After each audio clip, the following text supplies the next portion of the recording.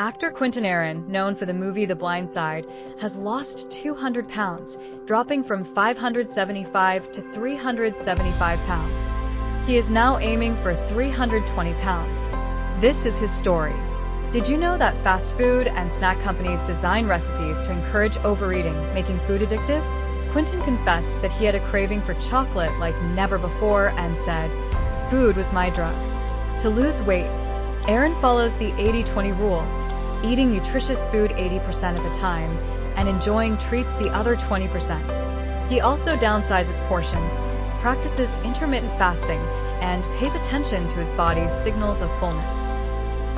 Aaron's story is inspiring, showing how persistence and a positive attitude can help anyone reach their goals. Keep his journey in mind as you begin your own.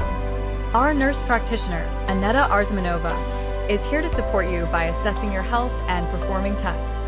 When appropriate, she can also prescribe FDA-approved GLP-1 medications like semaglutide or tirzepatide. These medications help reduce food cravings caused by addictive additives in fast food and snacks.